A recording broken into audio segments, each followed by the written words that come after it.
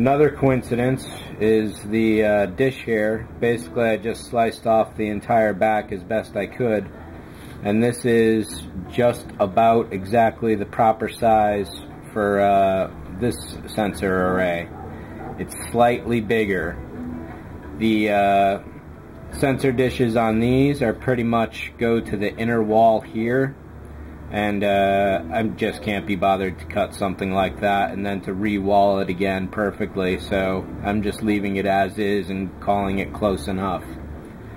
So essentially what you've got here is this kind of setup. So the secondary hull will be about that tall, and then this is not a circle.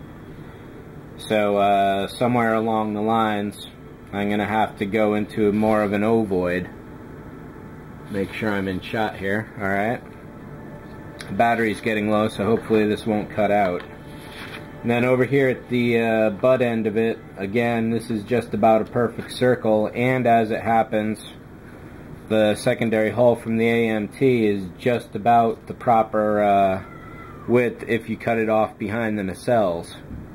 It's a little jagged and ugly, but it's really close, and it's going to be close enough that I'll be able to work with it. So you'll see there's a dowel in here. Basically, I just lined this up with the very end of this line here. Place that there. Then all of a sudden this pylon gives me my total length out to the hangar deck, which will go on something like this. So I'm going to have to cut this dowel down again, probably into here, so I can get the clamshell going. Or maybe I'll get a hold of Paul Bo's shuttlecraft bay, because this would be perfect for that. So here's the basic length of the secondary hull, and you'll notice there's some weird angle going on there. It's because this is a dead straight line going across the top, and then this is a totally funky line coming around the bottom. So my plan at this point, well, basically by realigning the secondary hull so it's down a little, that gets this angle just about perfect, which leaves a lot less of this hull that I have to deal with. Up until about this area here, this is basically the same width, and then I'm just going to have to fake the middle, which shouldn't be too bad. And of course, with the dowel down here, I also have to figure out how I'm going to connect in the neck. So there's going to be a bit of work at that, and getting the secondary hull a basic shape just so I can you know, see it in hand basically is going to be the next major step. My plan for the rest of the primary hull is basically to do I have a pencil? Let's see, no? Alright.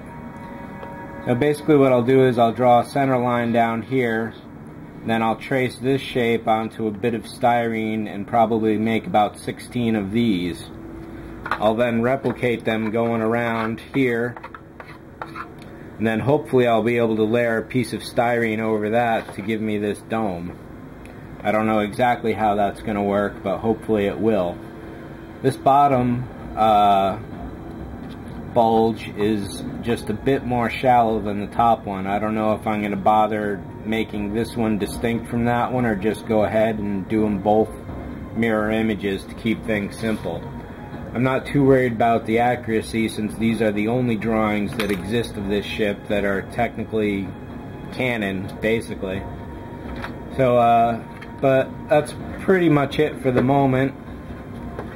Kind of feels sort of like I got bits of scattered everything everywhere.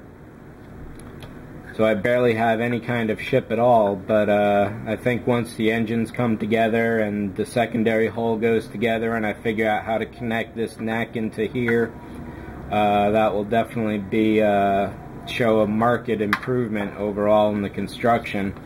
And I'm wishing I had another one of these that I could slice up. I'd hate to go and buy yet another AMT kit, but if I need to get the engines anyway, then I don't think there's too many options.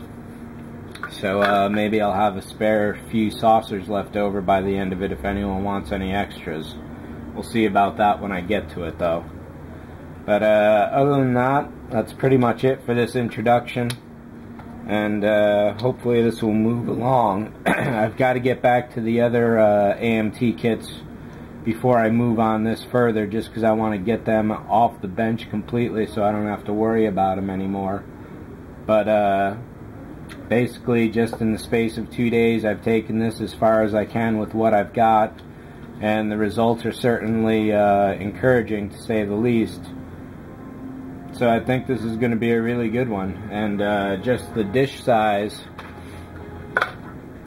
compared to the AMT is just so much better that this is really going to have a lot of presence to it when it's done. So, and again, this rim here, I'm definitely concerned about how that is going to turn out. I don't know if I'll be able to get the angle or how I'll start filling it. I might work with some caulk.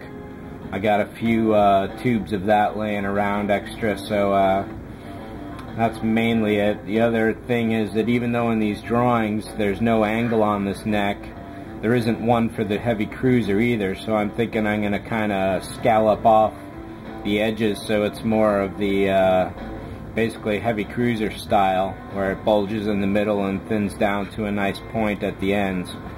But we'll see how that goes. I may not do it as severely because this is such a bigger ship, and already it's starting to get, that's probably a good pounder. It's probably a pound right there.